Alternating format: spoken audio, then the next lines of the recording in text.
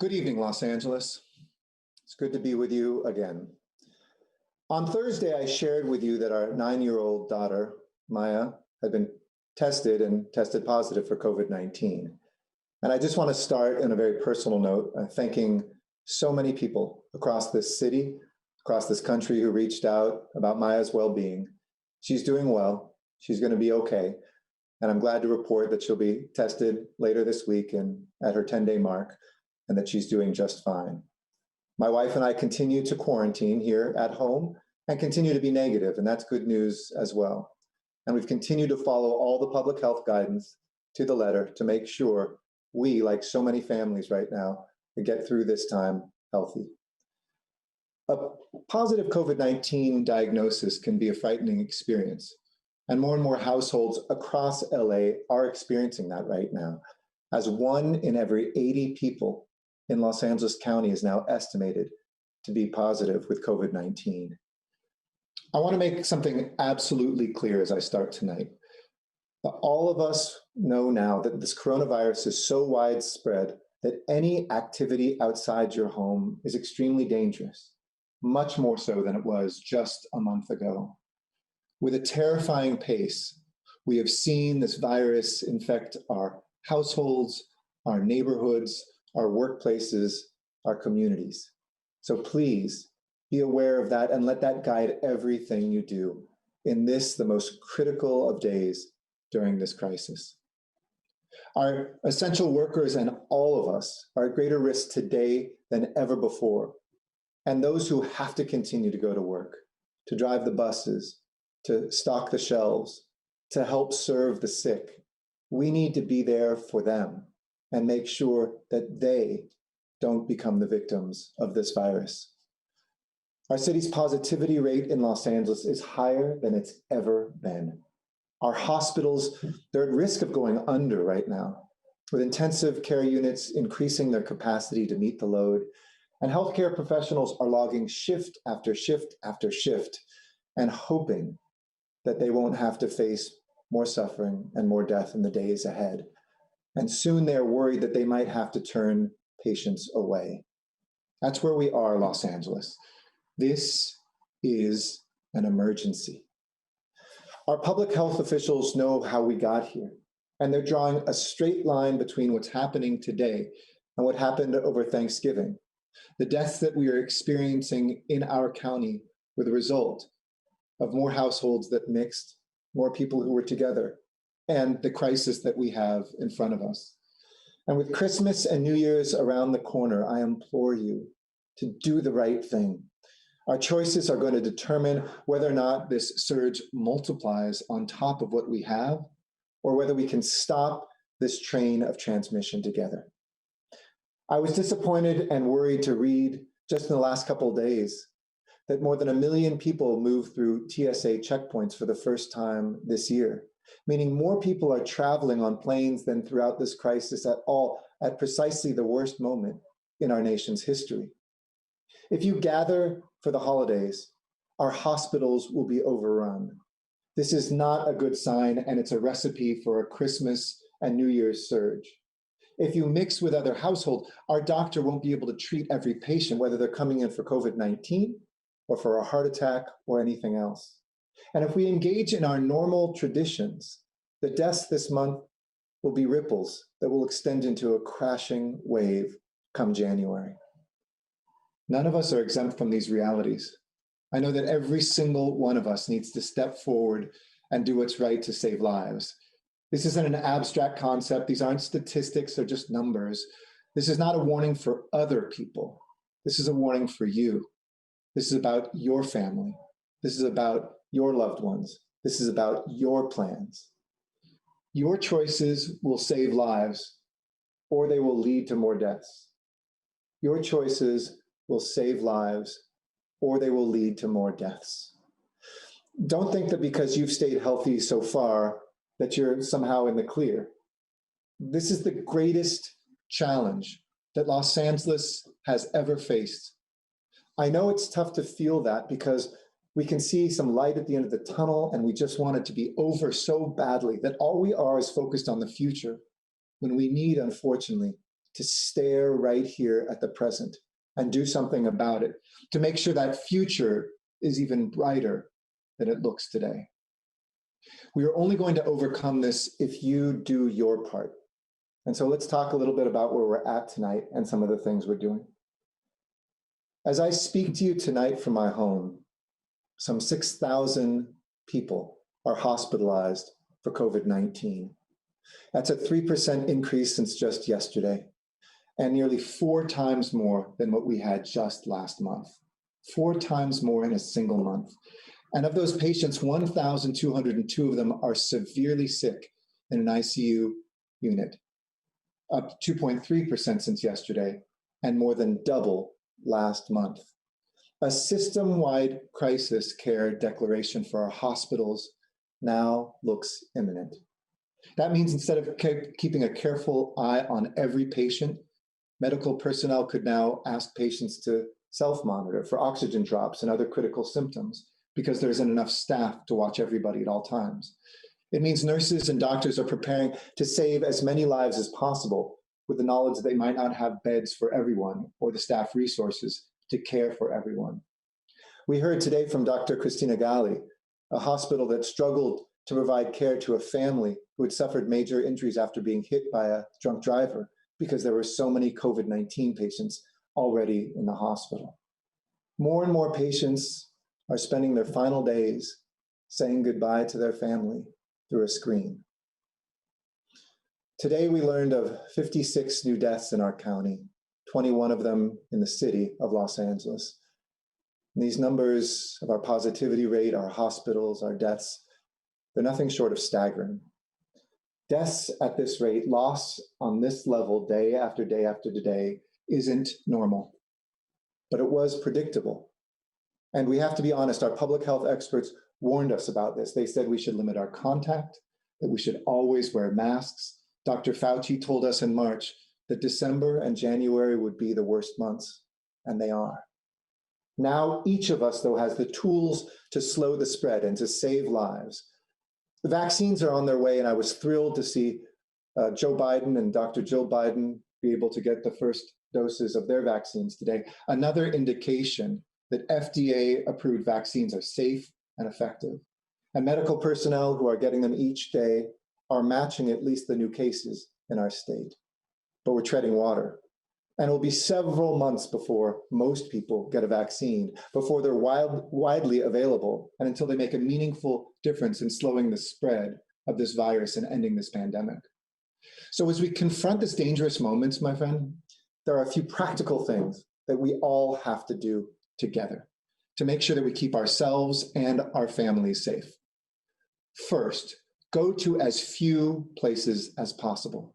Stop any travel unless it's essential, and stay home as much as possible.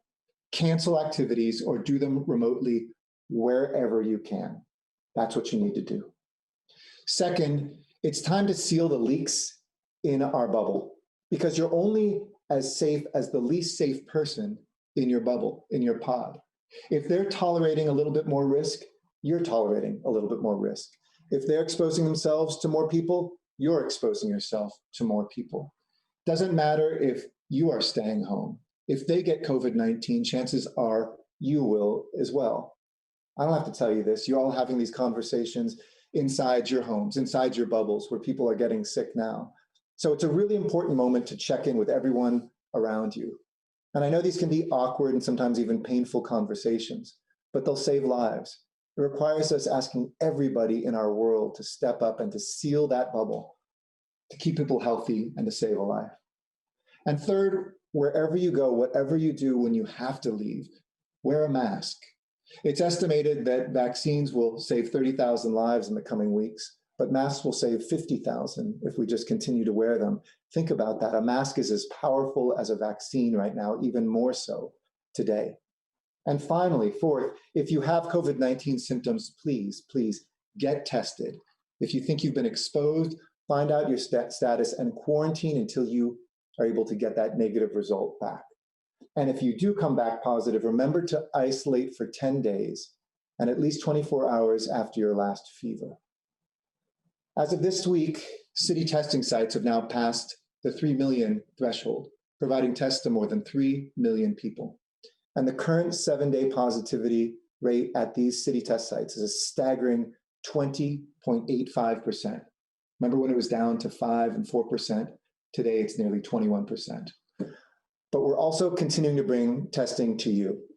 Mobile testing tomorrow will be at Avalon Boulevard and 103rd Street, at the Metro Station at Soto Street in Boyle Heights, the Baskin Robbins on Slauson Avenue, in Van Nuys at the PUC Inspire Charter Academy in St. Elizabeth Church, and also at the YMCA in Wilmington. And with infections rising and demand for our testing skyrocketing, we're working to make testing more nimble and responsive to local trends. So tonight I'm announcing a new component of our COVID-19 strategy, the Los Angeles COVID-19 Neighborhood Map. This is the first interactive layout of recent case and mortality trends across our city, so you can find out what's happening in your neighborhood with even greater precision.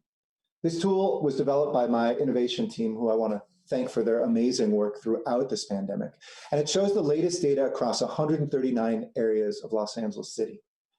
It makes it easier than ever for residents to be able to track the virus and to make testing appointments as well. And with this kind of data informing the local response to this pandemic, the city and its partners have brought our total testing capacity up to 46,000 tests each and every day. And thank you again to our fire department, our county partners, and of course, the extraordinary people of CORE who answer this call each day. Testing will be closed on Christmas Eve and Christmas Day. So we're trying to make up for those days, and same thing with New Year's Eve and New Year's Day as part of the holidays, and because we depend on so many volunteers who are going to take a day or two off for the holidays. But we will continue bringing testing to you wherever you are. And of course, you can always get tested through your medical provider as well. To access this new map and to empower yourself with this information, please visit coronavirus.lacity.org/map. And as always, to find the exact locations for any testing in your neighborhood or close by, go to that same website, coronavirus.lacity.org/testing, or just call us at 311. So many Angelenos aren't just facing threats to their lives, but have experienced the threats to their livelihoods during this pandemic. Here in Los Angeles, we've done everything we can, working closely with the city council, working together with the county and neighboring cities. We're doing everything to lift up our most vulnerable people. To help our restaurant workers recently, we scrambled and looked for all the dollars we could and have continued raising dollars from generous foundations and companies and individuals like you to be able to launch the Secure Emergency Relief for Vulnerable Employees, or SERVE initiative. And I have good news to share with you. We've raised $3.6 million for this program. We've delivered an $800 emergency stipend now to the 4,000 food service workers. That was our goal, but tens of thousands more applied. So I hope you'll consider giving, because that money goes straight out the door, no overhead, to those restaurant workers right now who are so vulnerable. We also established for families and other residents the Grocery Intervention for Vital Emergency Needs, or GIVEN program, to help folks get $300 to put food on the table during the holidays, to bridge their essential needs in this tough moment. And also, I'm proud to announce we've raised $3.4 million for that effort. So if you want to give a present, a last-minute gift to a family, instead of maybe buying a present for loved ones that are okay, log on to the Mayor's Fund and donate to help a family get those groceries, to help a restaurant worker get through the holidays. And you can go to mayorsfundla.org/COVID-19. That's mayorsfundla.org/COVID-19. And I want to thank everybody who's given, whether it's that $5 or whether it's the $1 million+ dollars. So many people have given, and so many generous people given anonymously, because they know this is the moment we are called to serve one another and to give to one another. As we support our most vulnerable in every way that I can find, we also need more help from Washington. Tonight, Congress is on the brink of passing some measures of relief, including critical funds to accelerate free distribution of vaccines, additional rental assistance for renters and small business aid, transit assistance that will come to Metro, expanded unemployment benefits, and a $600 direct payment to millions of struggling Americans. I'll be blunt, $600 isn't enough. We're forced to try to fill that gap. It should have been at least double that. And while these programs will make a difference, let's not kid ourselves. It's nowhere near what this country needs or deserves from our tax dollars. To quote Senate Minority Leader Chuck Schumer, he said, "This is not a stimulus bill, this is a survival bill." And Senate Republicans cut in half that relief that was coming to families, cut out relief for cities altogether. The local communities of every size, led by people of every political background, were literally cut and left to dry when we're the ones with those frontline workers, librarians who are working as contact tracers, first responders who are answering the call, transporting and dealing with COVID-19. So as we enter 2021, I say to Washington, your work is not done, not close to it. Step up for the American people, step up for our economy, and step up for local governments that are doing the work and having excruciating decisions between whether we lay off and furlough people, cut programs, or whether we help this nation survive. I know that hope right now feels so far away for so many in our city. It feels distant for families who've lost their income and worry about paying their rent. For the kids who are wondering about their future, wonder if they'll ever see their friends back in a school. For every Angelino who lies awake at night with the fear that someone in their household who's vulnerable might become infected. And it seems so far off for those who have a family member hanging on, or worse, who they've lost. I share these worries and I share those fears. But I also share your conviction that we will get through this. As your mayor, I know it is in us. It is in that LA DNA to rise to this moment, to help each other, and to get through this. Tonight is the longest night of the year, more darkness than any other day of 2020. That means starting tomorrow, the days will get just a little bit brighter. A couple minutes tomorrow, a couple more the day after that, until little by little, the winter recedes and the spring comes. We have to plant the seeds in our actions to make sure what blossoms is something beautiful and bold. That while we mourn the loss of winter, that we will be able to emerge stronger than ever with as many people still with us as possible. That more of our neighbors and of our loved ones will survive if we make these small sacrifices. They are small, even if collectively they feel like a heavy weight on us. I know if you're living alone, how lonely it feels. I know if you're cut off from your children or your grandchildren, how much you yearn to just hold them. But we will get through this. Each individual decision we make is a lifesaver. And we will look back in these days and say, yes, we summoned that courage. Yes, we found that strength. Yes, we found the ability to see each other and to have small acts of love make sure that this city survives. That task falls on all of us. And Los Angeles, we are up to it. So let's work together to stay safe and to stay healthy and to stay home in these dark days of winter until the spring arrives.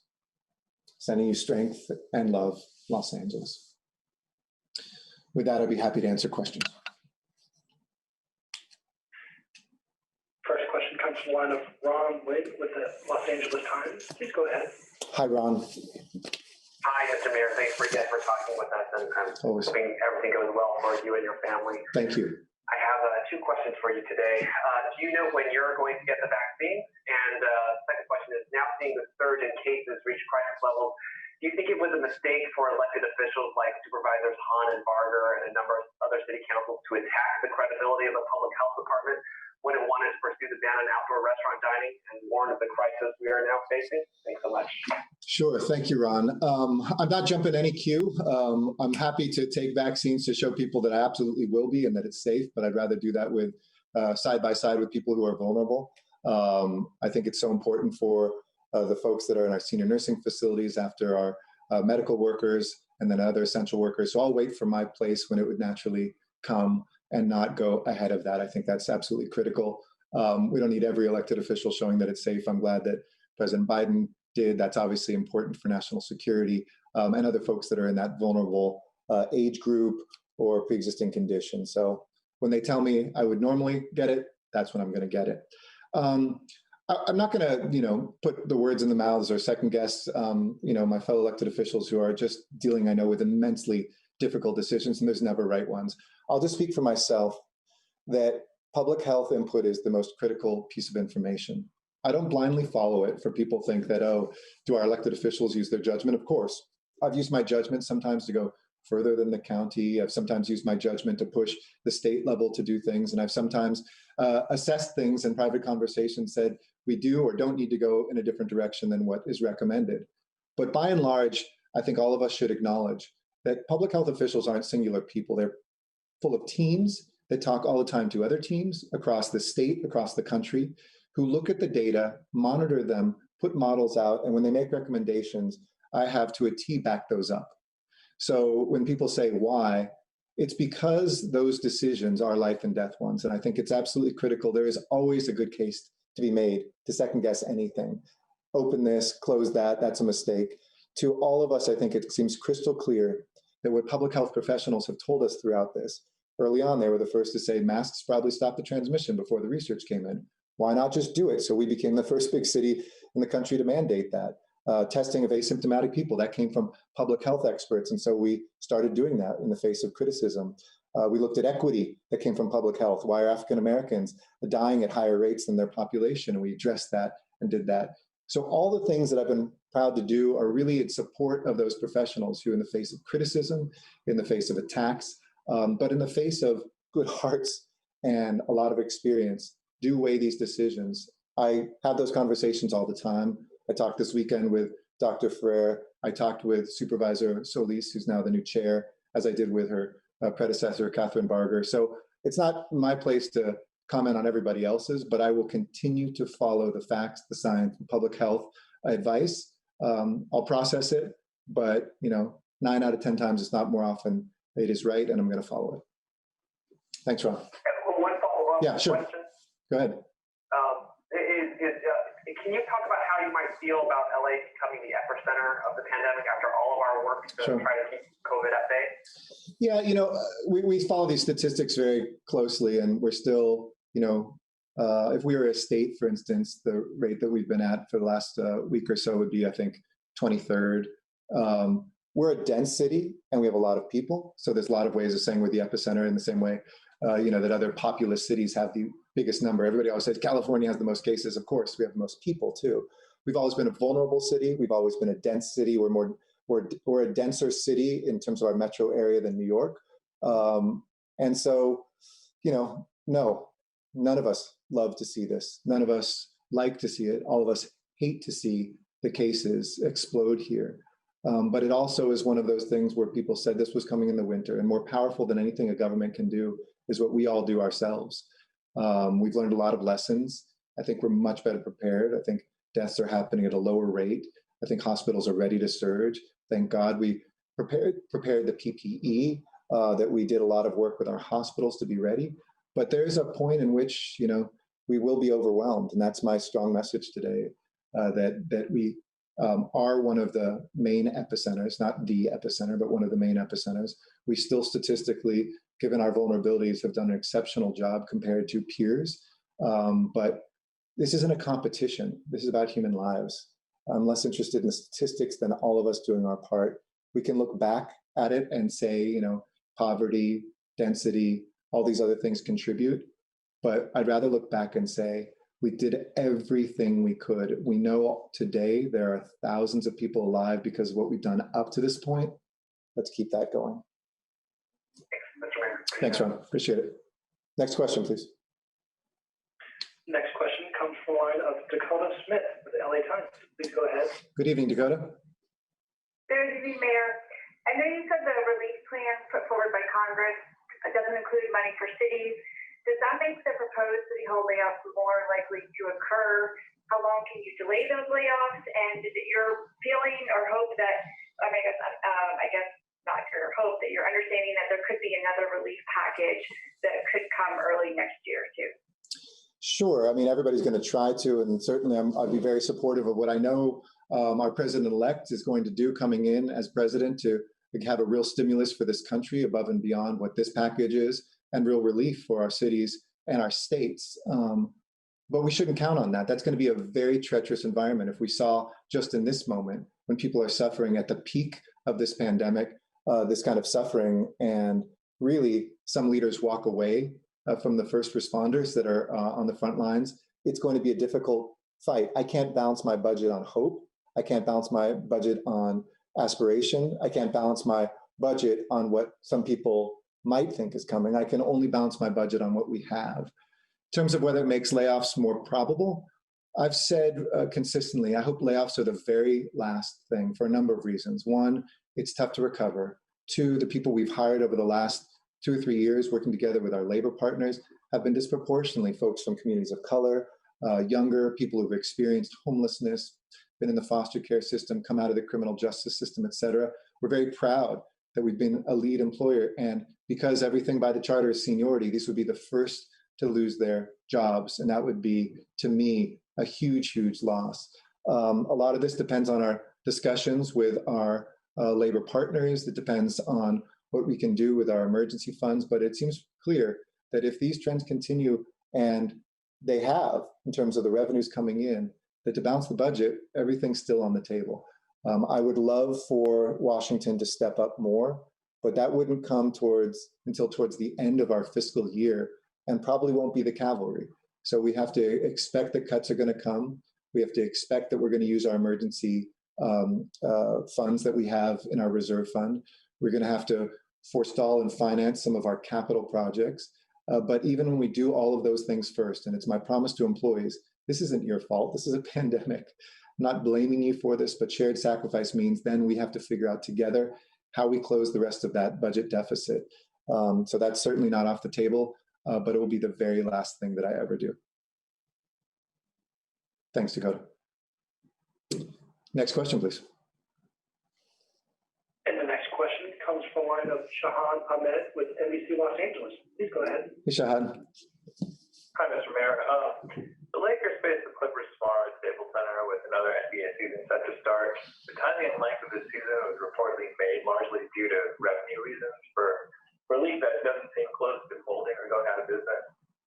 The Lakers, for example, have promised $275 million just to Anthony Davis and LeBron James over the last couple of months. How do you rationalize and justify the NBA playing in Los Angeles and teams traveling at a time when hospitalizations are through the roof, deaths are increasing? And what do you say to the other non-essential businesses that may not survive as they've been asked to shutter their operations? Yeah, of course. So look, there are some industries that have been real examples, and by the nature of what they do, they're able to create more bubbles. NBA was a great example of that. And obviously that was in one location before, but what they learned in keeping those protocols in place, similar to what we see in the film industry, where the same people are coming back to work, the same ones can be tested, and there are protocols to immediately shut things down. We've done that with our construction trade as well, of having monitors there, et cetera. And I know that there was a back and forth, for instance, about restaurants and others. You can't test customers, every single one that comes in. There's places that the public health professionals say are more vulnerable. And I look forward to the day that we get that outdoor dining up and running as soon as possible. I look forward to the day when we get retail at full capacity. I look forward to the day we get personal care up and running. But when people are losing their lives, as you mentioned, I think you can only go with those that are the very safest. And I think the NBA was a model. So I will continue to monitor that. They were one that really showed how you can do it, but they're lucky. I mean, it's not many workers. Those people then earn that income. You talked about the high salaries that gets paid to us and helps us with our bottom line, the more just as a construction worker does. So the more people that can work absolutely safely with the sign off of our public health professionals, like I said earlier, said it's no longer safe, I'll support them on that decision. If they say it is safe, I can guarantee you those decisions aren't being made because of political pressure. They aren't being made because people are better known or they're celebrities. They're being made based on just the medical analysis of what that industry can do. And I hope that Washington takes notice. So for instance, for our restaurant industry badly hit, we should be giving all restaurants, the owners and employees help right now so they can stay closed and survive. Or other industries should get the testing that they need to be able to, it's very difficult for some company owners to do something that the NBA or other industries are able to do. But again, those don't come from politicians, those come from public health professionals. As long as they say it's safe, I'll continue to back that. But the moment they don't, absolutely. I won't be shy, even if they are famous folks. Thanks, John. Thank you. Next question, please.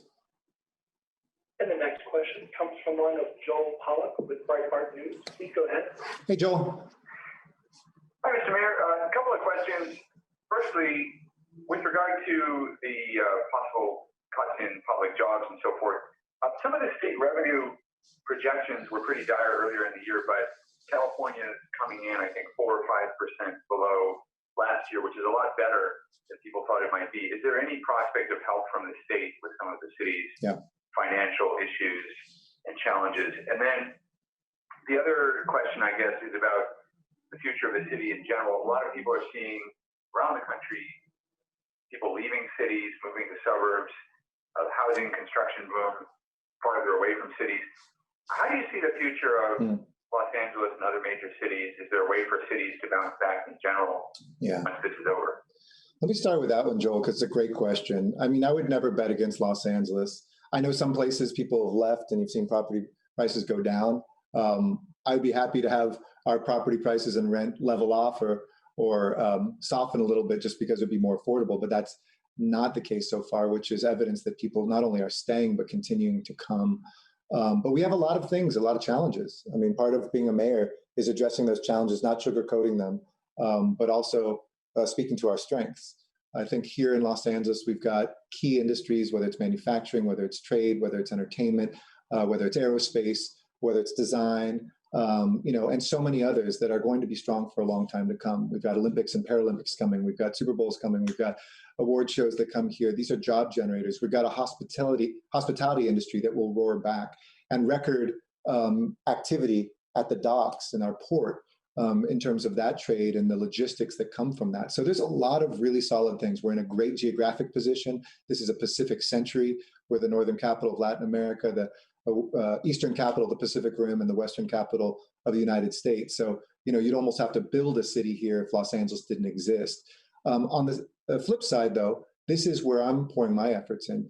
We can't just have this be a barbell economy where the middle class gets gutted out, where there's no ability to buy something that's a starter home or condo, where people don't have, the options to stay, so they have to leave when they're just starting out. That's why investments in things like public transportation are so critical, and no city in America is going to be doing as much for the next 40 years, thanks to voters with Measure M as us. It's 15 rapid transit lines, mostly rail, that'll be built and or extended here in LA in the next few decades. When you look at what we're putting into the airport, the biggest investment program in the country, and the third busiest airport in the world.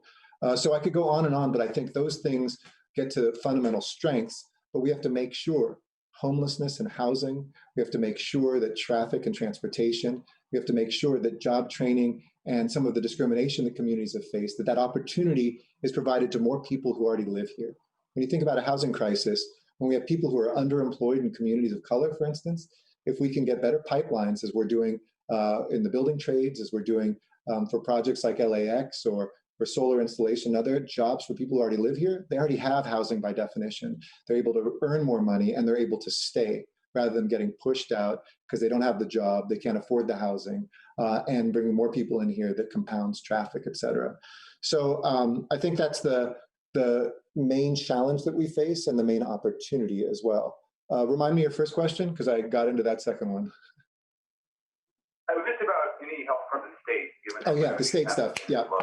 So was initially feared. Right, a 4 to 5% drop is still a drop. So I don't expect the state to, again, also be a cavalry, but I hope that the additional dollars that they found in some of their tax revenues absolutely will be shared with local government. We've been shouldering a lot of that burden, and we've had conversations with state legislative leaders about whether or not, as they've done with homelessness, and this governor stepped up and this legislature stepped up on additional dollars for homelessness this year to get people into hotel and motel rooms and now to get them from there into housing.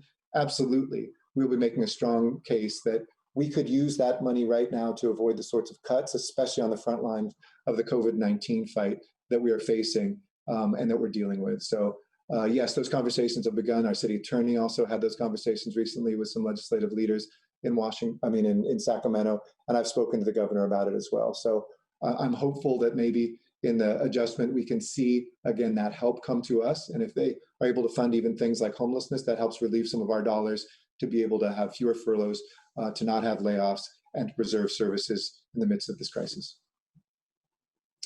And Joel, one last thing I said, you asked me too about looking at the directives, and I'm pouring through those right now from the DA. So feel free to ask in the coming days.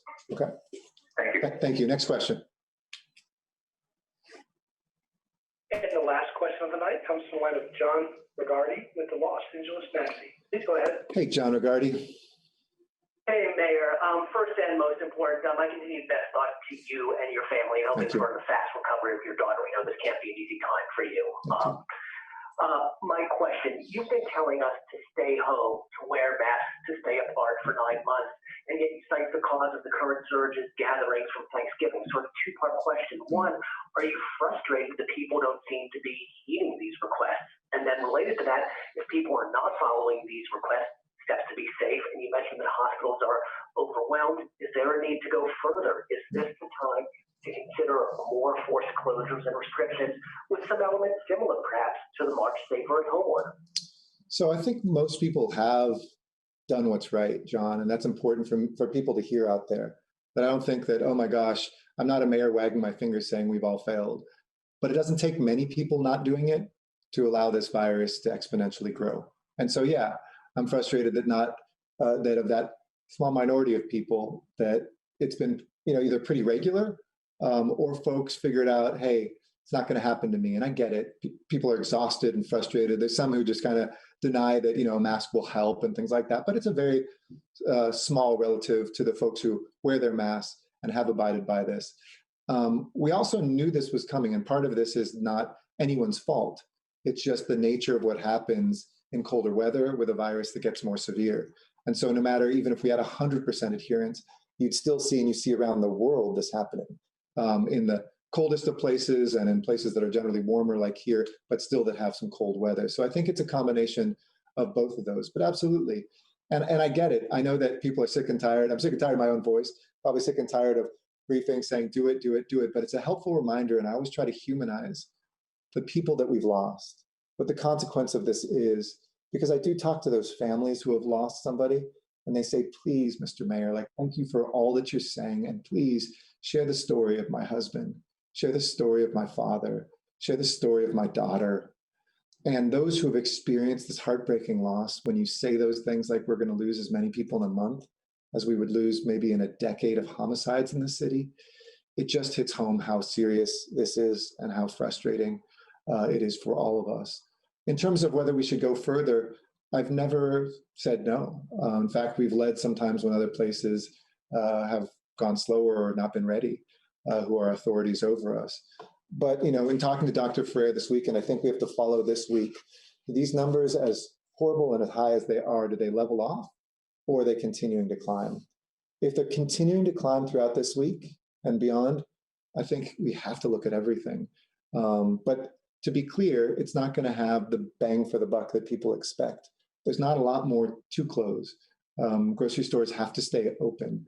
There's going to be some essential businesses that will stay open, and most of the spread is now happening in households. So, there are certainly places in the city where we still continue to see, too many people gathering or hear the stories about it. It's really important. And there's places where people just live in more dense houses. That's sometimes the consequence of poverty in our city. And it's tough because people can't isolate or don't know, and they're asymptomatic, and they'll spread it to 8 people in that house. Whereas in a wealthier part of the city, 1 or 2 people might get sick or don't because there's the space to spread out.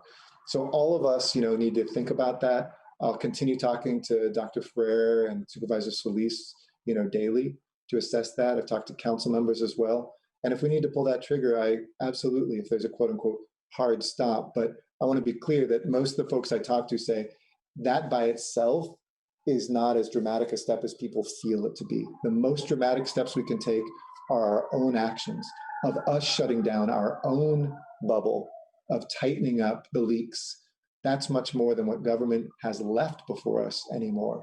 So please, please, please take that personal responsibility, take that individual connection with somebody you love, picture them in an ICU and do everything you can to keep them away from that. And thanks for your good wishes, John. Very much. Appreciate it. Thank you, Mayor. You bet. Thank you, everybody. I'm going to now turn to giving the same address in Spanish. Thank you, everybody, for tuning in. I'll see you later this week. And thank you again for your good wishes for my daughter and for the family. Appreciate it, and sending them back to every family that is suffering or dealing with this right now, too. Buenas noches, Los Ángeles. Mi esposa, Amy, y yo estamos tan agradecidos a todos quienes nos ofrecieron buenos deseos para nuestra hija, Maya Juanita. Aunque sigue positiva con coronavirus, está bien y recibirá una prueba más tarde en la semana. Amy y yo estamos aquí en el hogar, en cuarentena. Seguimos recibiendo resultados negativos y no tenemos síntomas. Nuestra familia es muy afortunada. Tener a alguien en la casa positiva con COVID-19 es una experiencia que da miedo a muchas familias ahora en Los Ángeles. Y hay más y más hogares en Los Ángeles que con esta misma preocupación ahora. Quisiera ser muy claro. Ahora cualquier actividad fuera de su hogar, aún ir al mercado, es más peligrosa que lo era hace un mes. Ahora empleados en más de 500 empresas por todo el condado tienen COVID-19. Hay brotes en algunos mercados y tiendas como Costco y Home Depot, y el virus está por todos lados. La tasa de positividad de nuestra ciudad es la más alta que jamás hemos tenido. Una entre cada 80 personas tiene COVID-19 en Los Ángeles ahora. Y las unidades de cuidado intensivos en nuestros hospitales están sobre capacidad. Esta es una emergencia. Nuestros oficiales de salud pública están encontrando una asociación directa entre las reuniones durante el Día de Acción de Gracias y las muertes de ahora. Tenemos que aprender la lección de esa experiencia. La Navidad está a 4 días y después llega el Año Nuevo. Si se reúnen durante estas fiestas, nuestros hospitales estarán completamente desbordados y las muertes que vemos ahora serán pocas comparadas con lo que podemos ver. Esto se aplica a todos. Sus propias acciones pueden salvar vidas o resultar en más muertes. Entonces, por favor, cancelen sus planes. Esta noche, 5,866 personas están hospitalizadas con COVID-19, casi 4 veces el número de los que fueron hospitalizados hace un mes. 1,202 pacientes están gravemente enfermos en nuestras unidades de cuidado intensivos.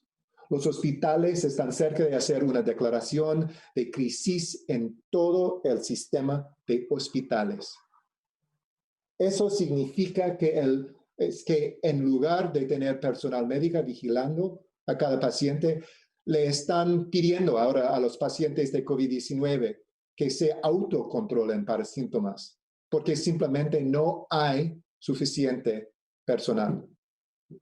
Nos enteramos de 21 fallecidos en nuestra ciudad hoy y 56 en nuestro condado.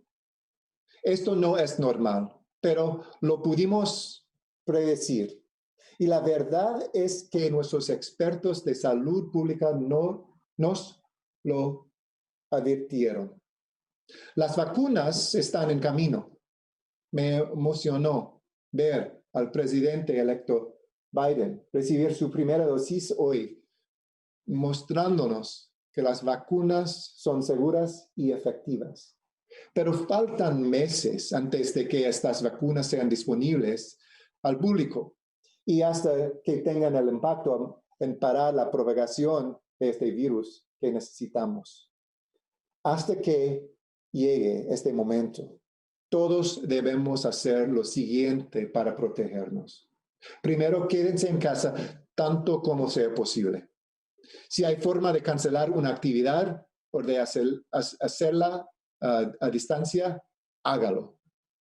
Segundo, asegure que las personas en su burbuja, de que ellos también estén tomando las precauciones adecuadas para protegerse. Estas conversaciones pueden ser un poco incómodas, pero son muy importantes. Tercero, donde sea que vaya, tiene que usar una mascarilla.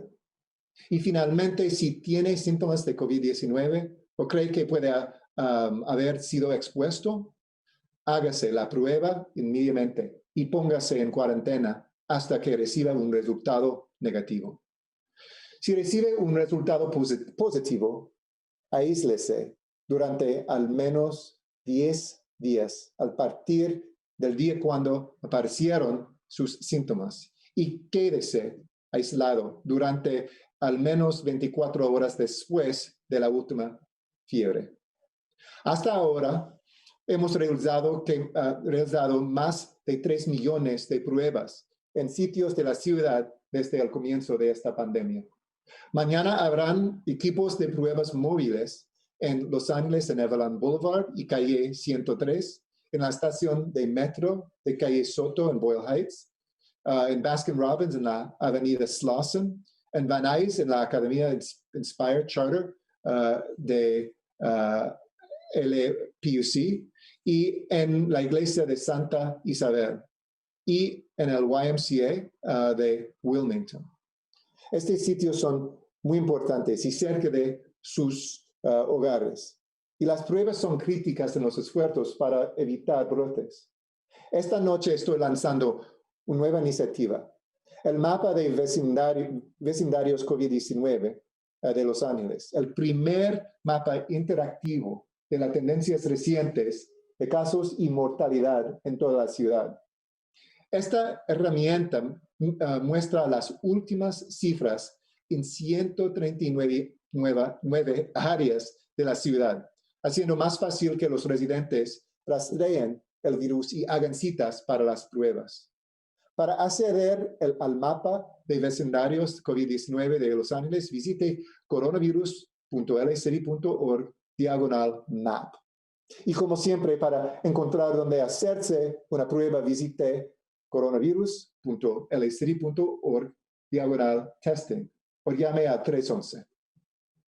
En Los Ángeles, aunque hemos todo lo posible para ayudar a nuestros residentes más vulnerables, necesitamos la ayuda de Washington. Hoy, el Congreso está a punto de aprobar algunas medidas de alivio, incluyendo fondos para acelerar la distribución de la vacuna, ayudar a pequeñas empresas y por los inquilinos, y dar más beneficio de desempleo y $600 en pagos directos para millones de personas. Y este tiempo en familias mezclas con inmigrantes y no inmigrantes son elegibles finalmente por esta asistencia. Si se aprueba, aún no es suficiente para este momento.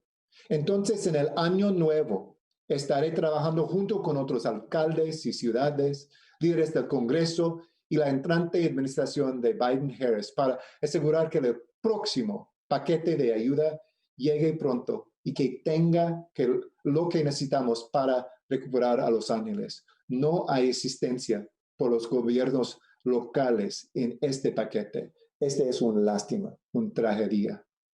La esperanza se siente muy lejos para muchos de nuestra ciudad, pero estamos trabajando muy duro. Asistir los trabajadores en nuestros restaurantes y las familias con nuestros programas de Given y Serve.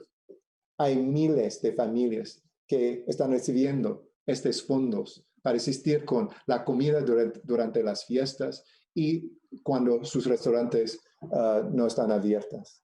Si tú pueden dar dinero, por favor, visite a mayorsfundla.org/COVID-19 para dar asistencia a familias que necesitamos su ayuda hoy. La esperanza se siente muy lejos para muchos en nuestra ciudad, pero también sé que vamos a pasar por esto. Esta noche hay más oscuridad durante estas horas de cualquier día del año. Este es el noche más oscuro en este año. Por eso mañana será más luz y cada día más luz, más esperanza, más oportunidad a salvar las vidas en Los Ángeles y a salvar la ciudad de Los Ángeles. Haremos los sacrificios en las próximas semanas para salvar vidas. Así que, por favor, quédense protegidos, quédense saludables y quédense, amigos, en casa. Mucha fuerza y amor. Gracias por deseos por mi familia y el mismo para usted. Gracias y buenas noches.